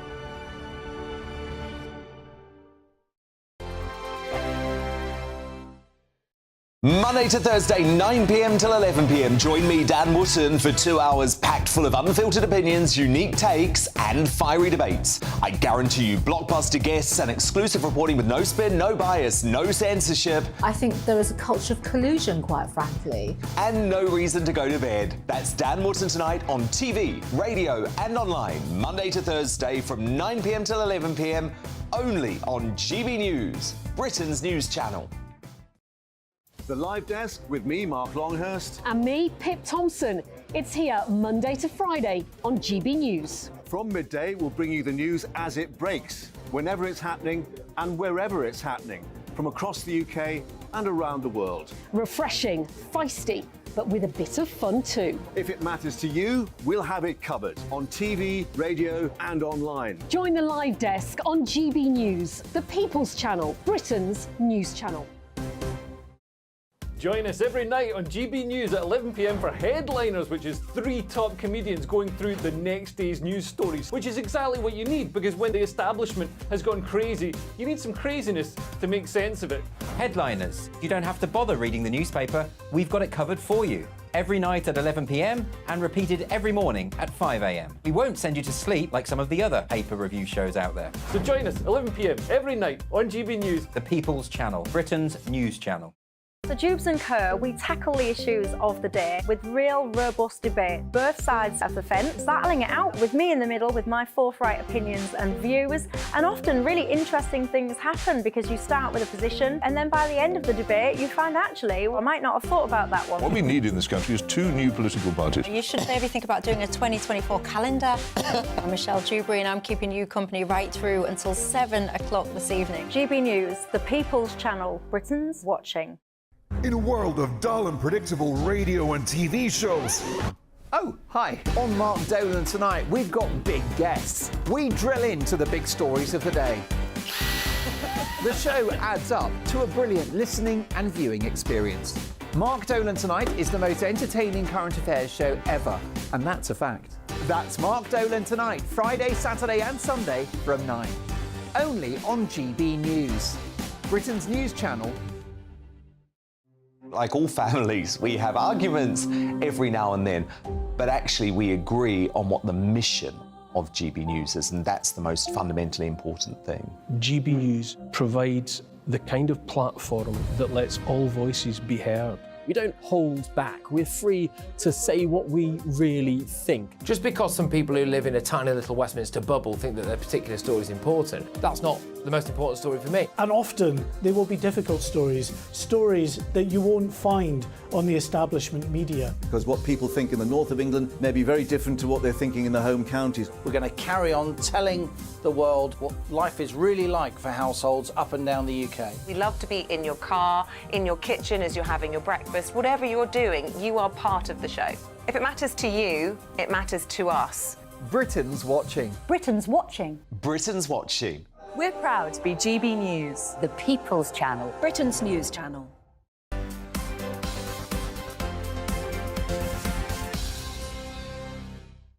Welcome back. It's 11:26. Lots of views coming in about all sorts of things. Esther, what have Yes, you we got? were talking about has Britain become a work-shy nation a little bit earlier with Lord Digby Jones. Well, Graham says here, well, it's really important we get into work, because we were saying that people aren't going to work, they're working from home. He said you should do it at least 4 days a week. He said he used to think that meetings were a waste of time. Not any longer. He sees them as corridor of conversations, really important, get lots of things done, and you can only do that by being in work. Bob says we need a strong government to tell the public sector that working from home will end at the end of the month. And those who want to work a 3-day week will be paid for the time they are physically in the office and given part-time contracts. Public service, customer service is non-existent. Nothing works in Britain anymore, including our politicians. Well, no need to be rude, Bob. Now, this one's a cute one, so I'll follow this next. Milo says, we love Esther and Phil. They are the soulmates of GB News. And the reason I read that out, Milo, is because just to prove that we are the soulmates of GB News, what important day is it on Tuesday, Phil? It's our wedding anniversary. Ah, see, he did remember. So you are right. We are soulmates, yeah? Have you got me something? I can tell you exclusively, there's more chance that I've got Esther something than she's got me something, that is for sure. He is the old romantic. He's the soft, cuddly one, sort of thing, and a bit grumpy. But Anyway, yes, he'll have got me something. Better get shopping. Anyway, the UK's first safer drug consumption rooms are looking likely to be approved in Glasgow within a matter of weeks. Glasgow, under the rule of the SNP, are planning to launch the life-saving pilot scheme. Even though drug deaths did rise in the first 6 months of 2023, according to figures from the Scottish Government. In the UK, drug legislation is reserved for Westminster, but in the last few days, the Secretary of State for Scotland, Alistair Jack, has said that the government will not interfere to stop this. So is this going to help Scotland's drug issue? Well, join us now to discuss this is former SNP Glasgow City Councillor Austin Sheridan. Austin, thank you so much for joining us. The SNP seem to have turned Scotland, and your home city of Glasgow in particular, into the drug capital of Europe. Is that how you see it there as well? Well, as you pointed out, Phil, drug legislation is reserved to Westminster. It's not devolved to the Scottish Parliament. I would love to see those powers devolved to Scotland's Parliament, because this is about how we approach dealing with the drugs death crisis that we have in Scotland. Do we treat it as a criminal issue, or do we acknowledge it as a health issue? Personally speaking, I believe it is a health issue. Having safe consumption rooms, I mean, the clue is in the word safe, means that it will be safer for people to consume drugs and to ensure they don't overdose, but also safer for the public as well, to ensure that things like needles, etc., aren't going to be, on the streets. So there's wider benefit into having safe consumption rooms to non-drug users as well, because those are the kind of things we want to be taken off our street to make sure that we can keep the public safe. Austin, so let's look at this. So, yes, you're medicalising it, but you're having these spaces now that are safe spaces. So if we think about that, so you're letting addicts go in there to take drugs, inject, so you've made the space safe. You're now also making the space to walk there safe. You're allowing drug dealers to deal safely because they know you're condoning the uses of drugs if they go there. This isn't going to stop drug deaths. This isn't going to stop the drug problem. It's going to end up like San Francisco, which it is going through the roof. Can you see that? Well, we're certainly not making it safe for drug dealers to deal drugs. They would still be prosecuted. They are criminals. But what we are looking at is that if people are addicted to drugs, Esther, they're going to take drugs whether there's a safe consumption room or not. What we're talking about is to make it safer for people to consume drugs, because they're going to do that anyway if they're addicted.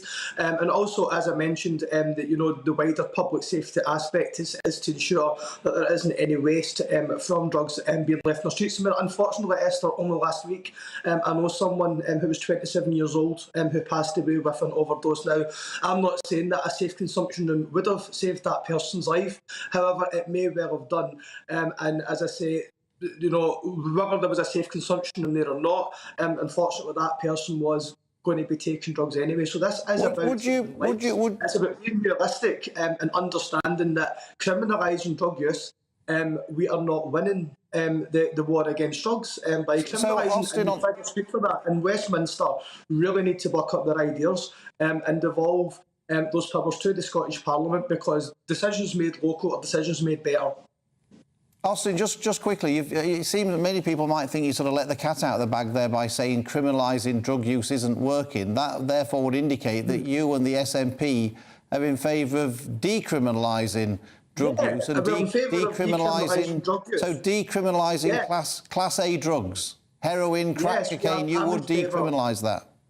Yes, absolutely. Now, that doesn't mean that we don't criminalise drug dealers and criminalise people that are bringing drugs in. Those people should be prosecuted, and we should be pursuing that. However, when it comes to the user, I don't believe that we're going to help people that are addicted to drugs by criminalising them. It is a health issue, and that is how we should tackle that. And absolutely, the SNP would decriminalise drugs. That's our policy. Austin Sheridan, thank you very much indeed for joining us this morning. I bet lots of our viewers have got opinions on that. It is, I mean, Scotland now is the drug death capital of Europe, and doing this might make it the drug death capital of the world. Anyway, let us know what you think. GBViews@GBnews.com. But coming up, we'll be talking all things royal, and we'll look into why the new generation of gamers are laying down their weapons for power washers. So don't go anywhere. You don't want to miss any of that. But first, it's time for the news headlines with Tatiana.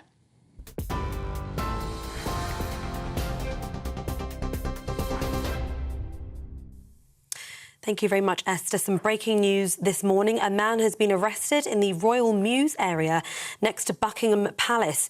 Scotland Yard says officers at the royal residence responded to a person climbing the wall and entering the Royal Mews at about 1:15 this morning. Following a search, the 25-year-old man was detained outside of the stables. He's now been arrested under the Serious Organised Crime and Police Act on suspicion of trespassing on a protected site. He's been taken into custody. Police also say at no point did he enter Buckingham Palace. More on this story as we get it. Actor and comedian Russell Brand has denied very serious criminal allegations that he claims will be made against him by a newspaper and a TV company. In a video posted on YouTube and X, formerly known as Twitter, he denied the allegations that he described as a litany of extremely egregious and aggressive attacks. Mr. Brand admitted that he was very promiscuous earlier in his career, but insists that his relationships have always been consensual. He suggested that a serious and concerted agenda was trying to control his voice. Amidst this litany of astonishing, rather baroque attacks are some very serious allegations that I absolutely refute. These allegations pertain to the time when I was working in the mainstream, when I was in the newspapers all the time, when I was in the movies, and as I've written about extensively in my books, I was very, very promiscuous. Now, during that time of promiscuity, the relationships I had were absolutely always consensual. I was always transparent about that then, almost too transparent, and I'm being transparent about it now as well. And there will not be a cull of the American XL bully dog, despite the Prime Minister's promise to ban the breed by the end of the year. The UK's top vet says an amnesty approach would see those who already own the dogs follow certain rules, an approach similar to that taken in the 1990s when pit bulls were banned. The Prime Minister's ban is backed by campaign groups, the Labour Party and Baron Baker of Dorking, who put the Dangerous Dogs Act on the statute books more than 30 years ago. You can get more on all of those stories by visiting our website, gbnews.com.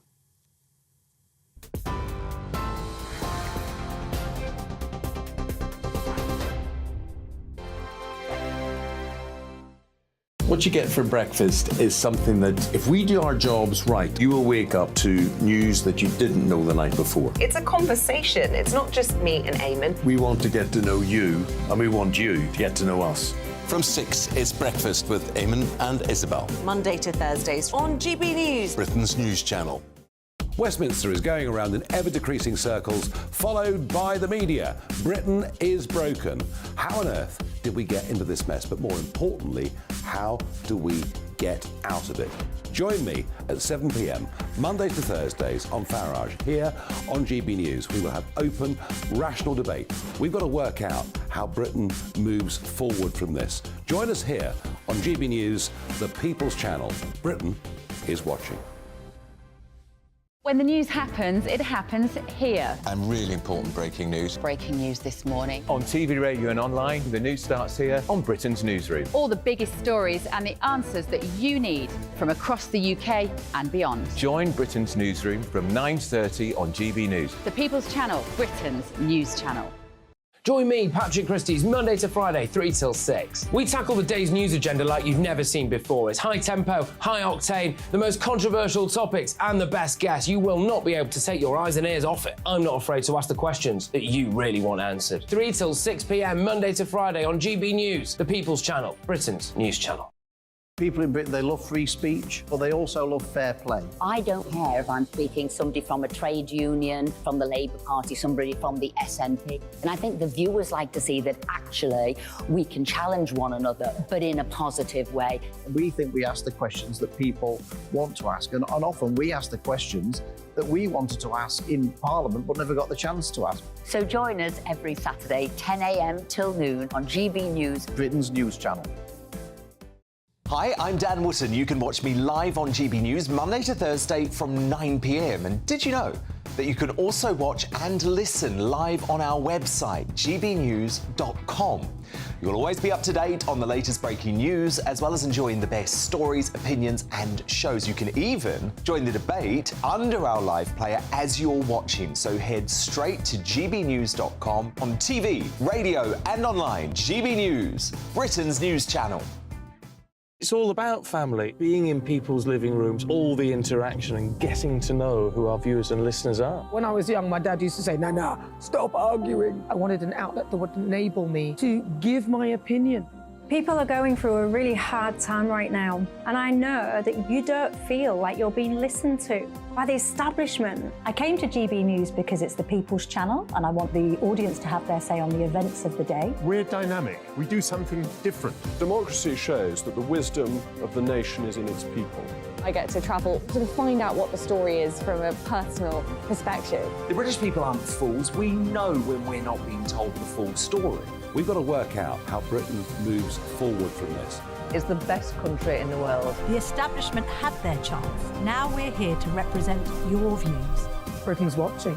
Britain's watching. Britain's watching. We're proud to be GB News, The People's Channel, Britain's news channel.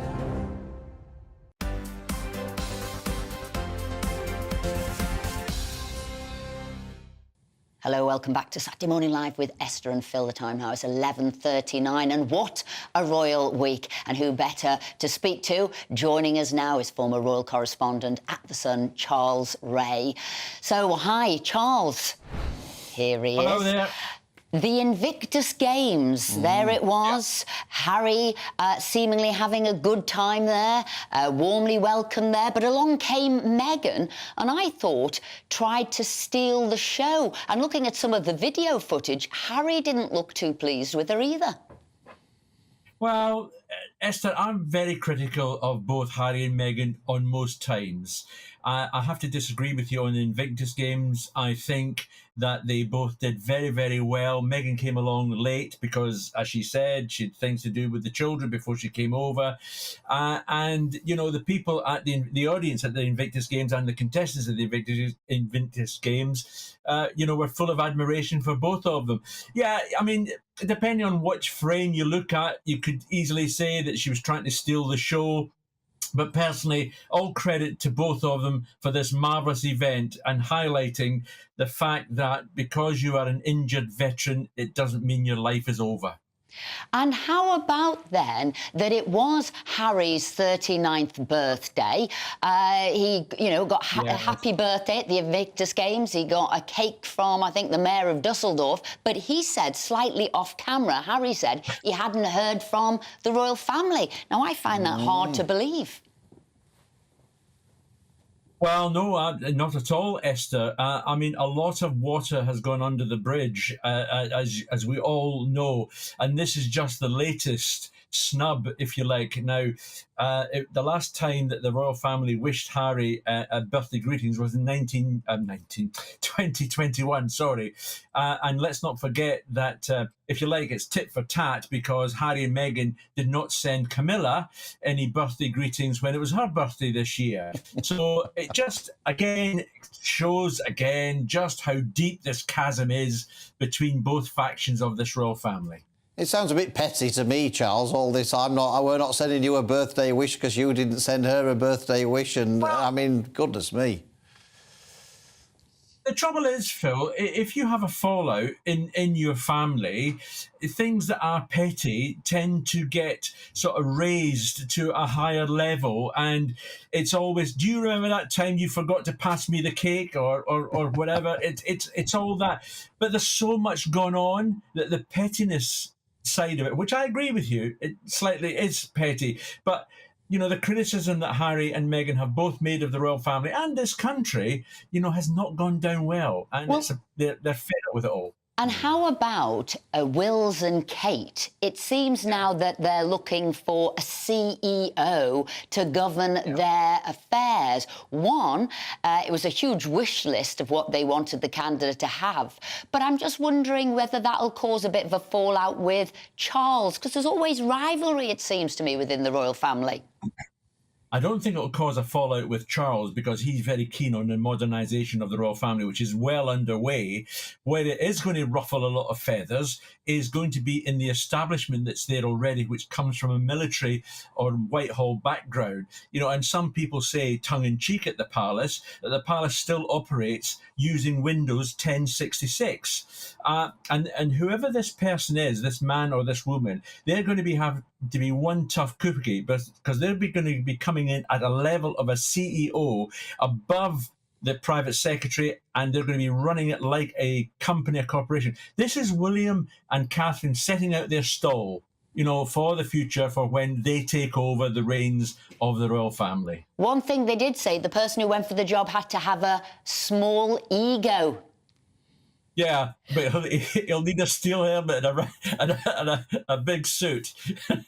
Charles Ray, thank you very much indeed for joining us this morning. We very much appreciate it. And at risk of boring Esther, I should also say that Harry Redknapp and I were talking about the St Leger earlier, and the King and Queen have a runner with a very good chance of winning the St Leger, which will be the first time they'd won a classic race since the royal family since 1977. So even though I don't think it'll win, I wish it well. But also, Desert Hero. The King had a winner at Ascot, didn't he? And that was the same horse. Desert Hero run at Royal Ascot. He's now running the St Leger, and hopefully, I don't know if he's going to be there or not, but it'd be great if he was. And I hope it runs well. Anyway, some of these useless facts from him are rubbing off on me. If you want to look out for it today, it's called Desert Hero.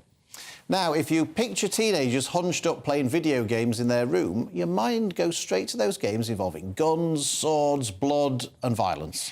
You might be surprised then to learn that the latest generation of gamers are turning to more wholesome online games. There's been a recent boom in popularity for games like Animal Crossing, where gamers have to build a desert island, and Power Wash Simulator, which gets users to clean houses. Sounds deadly boring to me. I might get you that to practice on and to go out and do the car later. It's the second nagging of the day. Join us now to help explain this latest trend is technology journalist Will Guyatt. I have to say, Will, I thought this was fabulous because I thought it's awful that we're bringing teenagers up on how many people you can blast away a minute and sort of just go on a sort of a death rampage. Cleaning cars or houses or doing something in the environment seems so much better. Yeah, well, good morning, you two. I think this is great training for Phil because it is just literally like you're power washing a car or a vehicle or a wall or even a pavement. It's the idea that, and I've done it in real life, and I quite like power washing. It's quite good. And the video game is the same. And this is a video game Power Wash Simulator. Started a few years ago, and it keeps going. They keep adding new releases, new things for you to power wash, and it's become hugely popular. There's a big video games event on in London this weekend, and they're unveiling new levels for this game 2 years after it came out. So it's got a big following. But video games aren't just about killing and the negative things that you talk about, because video games are now for all ages. That's the thing. That's the crazy thing. If you look at the numbers, the biggest growth in people actually playing video games are the over 65s. Huge huge growth in that particular area. Maybe that's where the power washers come from in the over 6. Will, can I just ask you a question there? You say you can go from level to level to level, get sort of more advanced with the power washer. What is it that you do on level 10 or something? Are you then at the wheel hubs? What are we doing? Oh, yeah, literally, you're building a business within this game. And the idea is you can invest and upgrade in your power wash equipment, get new ways of washing vehicles, new ways of washing equipment. They've even linked up with some big films, and you could wash the... I think it was the one where you could wash the Ghostbusters car for a little period of time. So there's Wash been quite the a few Ghostbusters car? Yeah, well... Fans of video games and people love that kind of stuff. So you sort of find yourself in this situation now, like I said, where you have got this kind of whole generation of games, flight simulators, for example. You will have heard about them before, but people, routinely now doing an 8-hour flight from the UK to New York. You can even fly... you can even get a train simulator. So the train route London to Paddington's about 2 miles behind my house. Will, you're going too far now. Now we're getting into train spotting. That's it. We're going to say goodbye there. Love the others. Love the flight. Love the washing the cars. But train, you pushed your luck. I'm sticking to the horse racing. But thanks ever so much, Will. Thank you. Now, I'd like to say we have in the studio sports broadcaster Aidan McGee and showbiz journalist Hayley Palmer. Thank you very much indeed. So I don't know if you'll be going home straight after this to be jet washing a car online, or will you be going to watch the Over 40s, as it's known, Love Island programme? What do you say? I'm under 40, just to confirm. But yes, I'm obsessed. But you're liking your... And he says, are you querying? Aidan's asking for a recount. How dare you? If a lady says she's under 40, you look she's under 40. Right. Yeah, in princess years, I'm 26. So I have been obsessed with a new show that's been out this week called My Mum, Your Dad, with Davina McCall presenting it. Now, this is the Over 40s Love Island. You were right about that bit. And I have to say, it is so heartwarming. And I think the Love Islanders could take a few tips off these older, mature, beautiful people that are finding love, because actually what I love about it is that they're not playing games, they're quite upfront. Do you know? Well, I'm a very good observer, Esther. So you think they're being honest? I think they're being really honest, and it's just... playing the game, aren't they? Aidan, we don't need dating tips from you. But it's just... But it's honestly a very heartwarming show. You should try and watch it, because I think it's brilliant that they've changed the game. There was something horrible, though. I thought one chap seemed, attractive, very nice, obviously. Oh, yeah? No threat to you, Phil. No threat Was he to the you, Silver but Fox? I did think, and this is, yes, the Silver Fox, but he said something gross, and I thought, we'd be over straight away. He said, sometimes I brush the dog's teeth with my toothbrush. I'm thinking, who's going to want to kiss you, ever? Yeah, no, that's not the line we're looking for. No, definitely not. OK, well, Phil doesn't do that, just to confirm. No, I don't do that. Only because we haven't got a dog. Anyway, he's got his own little toothbrush there, electric toothbrush, haven't you, Phil? I have, not for the dog. Did you? I don't know if you saw our chat with Harry Redknapp earlier, Aidan, where we were asking about whether Gareth Southgate's had his chance and he should go. And actually, lots of our viewers have been saying that Janice here says Gareth Southgate has to go. He hasn't achieved anything. We need our team to win.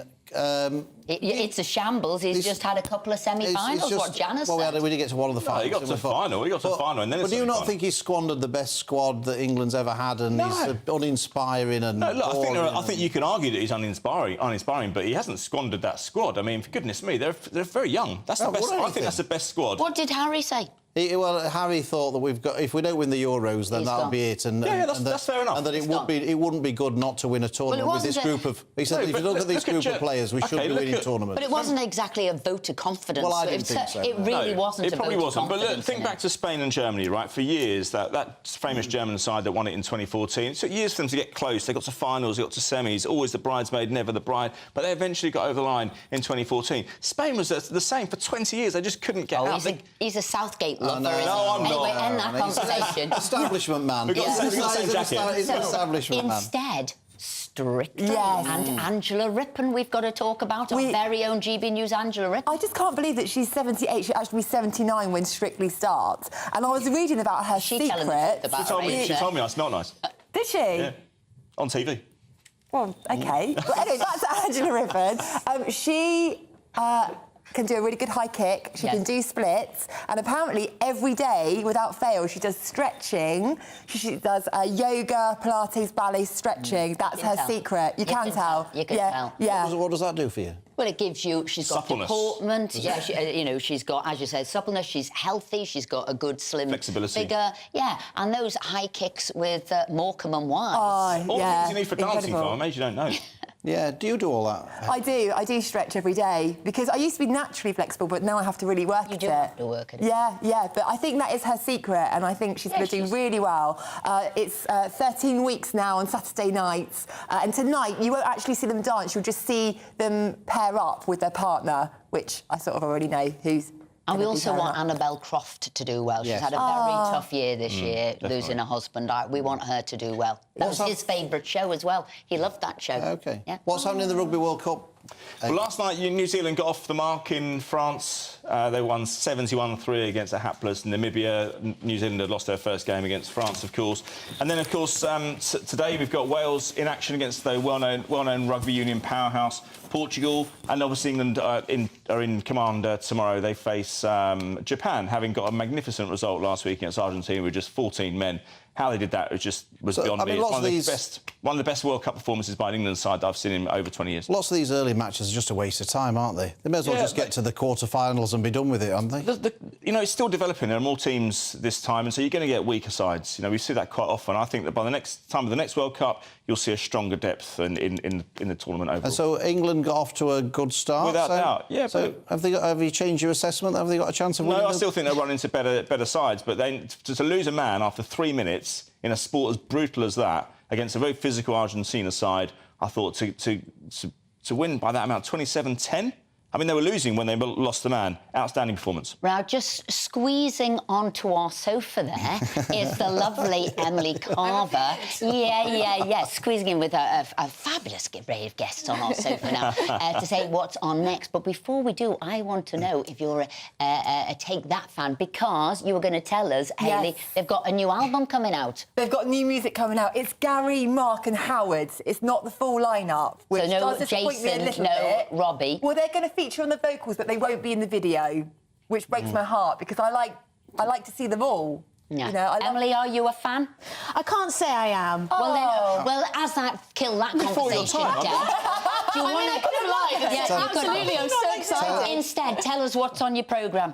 Well, I want to find out what Keir Starmer's up to with all this globe-trotting around Europe, talking to Europol. He's off to see Macron. He's off to Montreal. I believe he's there now. What's he up to?